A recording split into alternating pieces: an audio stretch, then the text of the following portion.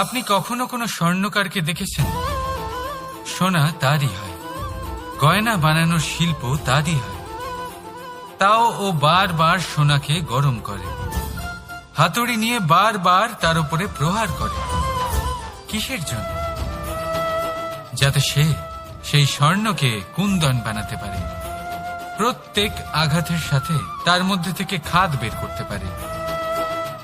একজন বিবেকশীল ব্যক্তিরও এটা করা উচিত, যাতে এই সংসার আপনাকে আঘাত করার আগে আপনি নিজের মধ্যে থাকা দোষগুলো বহিষ্কার করে দিন।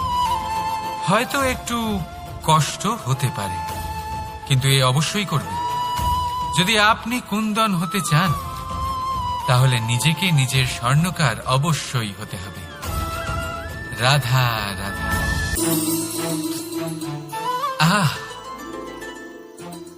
হাত পুড়ে গেল। এবার আপনি বলবেন, কৃষ্ণ এটাই তো হবে, জ্বলন্ত কয়লা ধরতে গেলে হাত তো পুড়ে যাবেই। চলুন, এই বিষয়ে আপনি এটা বললেন, ক্রোধের বিষয়েও কি আপনি এরকমই ভাবেন? অবশ্যই ভাবা উচিত, কারণ ক্রোধ হলো ঠিক এইরকমই। আমরা ভাবি এই জ্বলন্ত কয়লা হাতে তুলে কারোর দিকে যদি আমরা ছুঁড়ি, তার ক্ষতি হবে, কিন্তু সর্বপ্রথম আমাদেরই হাত পুড়ে যাবে।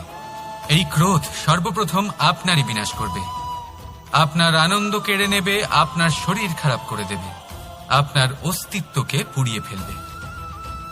তাই এই ক্রোধের থেকে সাবধানে থাকুন, আর ভালোবেসে বলুন, রাধা রাধা। এই সংসারে কিছু মানুষের তীব্র বাসনা থাকে, সে নিজেকে বিনাশ করতে চায়। কিছু মানুষ মদ্যপান করে নেশায় বুঁদ হয়ে থাকেন, কিছু মানুষ বিলাসিতা করেন, আর কেউ সবার সাথে শত্রুতা করে বসেন। যদি আপনি নিজের বিনাশই চান, তাহলে এইসব করার প্রয়োজনই নেই।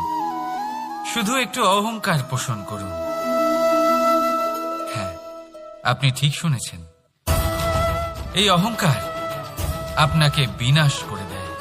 এ হয়তো কাঁটার মতন বেঁধে না, কিন্তু এর ধার আপনাকে রক্তাক্ত করে দেয়।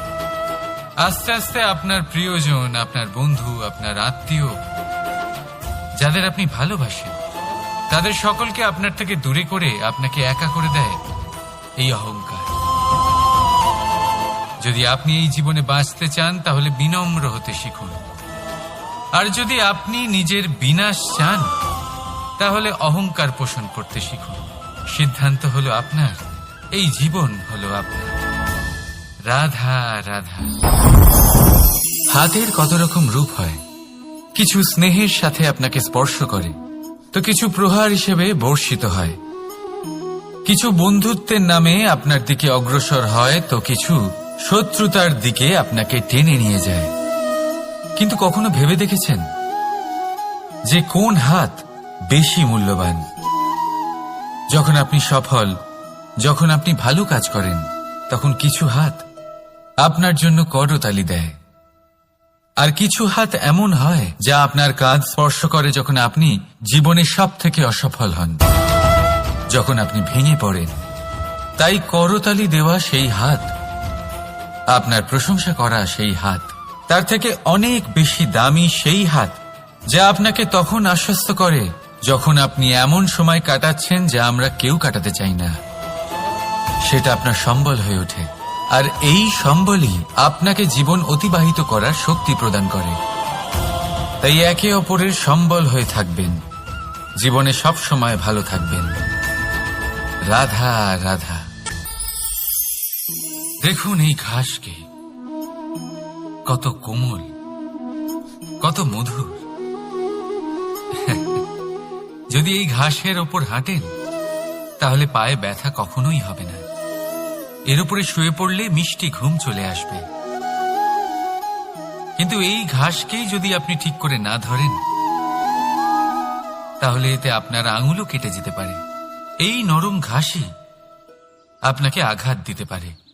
ঠিক এইভাবেই প্রত্যেক ব্যক্তি যিনি ধর্মের পথে চলছেন, তিনি আঘাত পেতে পারেন যদি ওনার ধর্মের সম্পূর্ণ সত্য, তার আসল স্বরূপের বিষয়ে জ্ঞান না থাকে।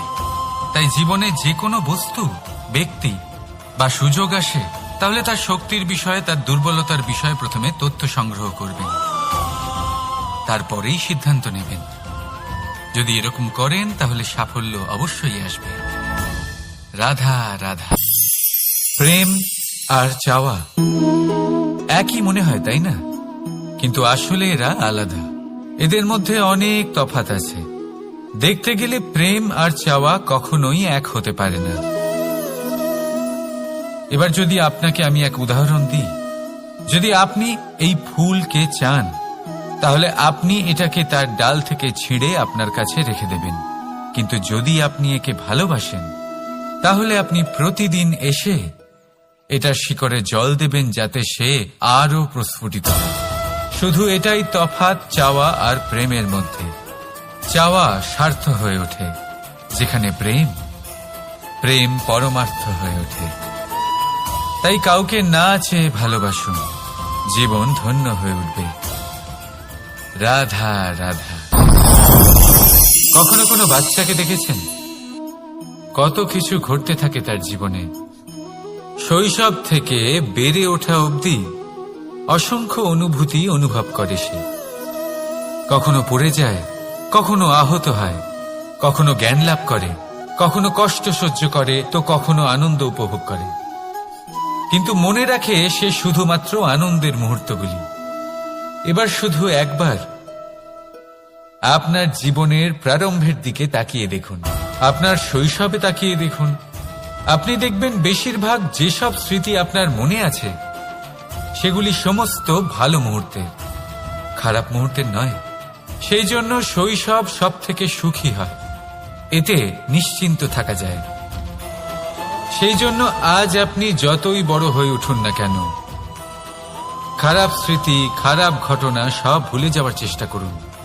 একবার খারাপ ঘটনা ভুলে যাওয়ার অনুভূতি আপনার হয়ে গেলে, তখন মনে রাখবেন, যতই কঠিন পরিস্থিতির মুখোমুখি আপনাকে হতে হোক, তার মোকাবিলা করতে আপনি সক্ষম। রাধা রাধা।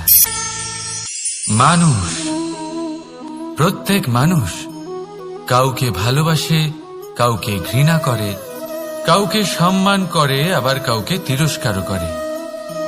মানুষ সবকিছু হতে পারে, সুস্থও হতে পারে, রোগীও হতে পারে, ধনীও হতে পারে, নির্ধনও হতে পারে, বন্ধুও হতে পারে, আবার শত্রুও হতে পারে। যদি কিছু না হতে পারে, তা হল অস্পৃশ্য, অচ্ছুত। ভগবানের কাছে সব থেকে বড় পাপ। এই যে মানব শরীর, তা ঈশ্বর প্রদত্ত, তা তার মন্দির। প্রত্যেক শরীরে ব্রহ্মদেব বাস করেন।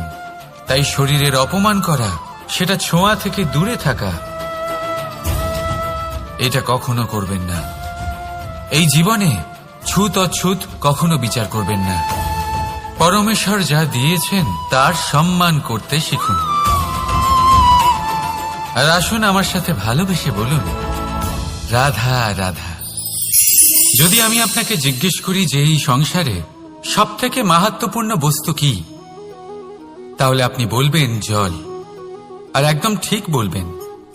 কিন্তু কোন কারণে? এই জন্য যে সে আমাদের জীবন দান করে? এই জন্য যে সে আমাদের তৃষ্ণা মেটায়? নাকি এই জন্য যে আমাদের দৈনিক কাজ থেকে শুরু করে আমাদের মৃত্যু অবধি কাজে আসে, সব কাজে আমাদের সাহায্য করে? না, এর পেছনে একটা কারণ হলো জলের প্রকৃতি।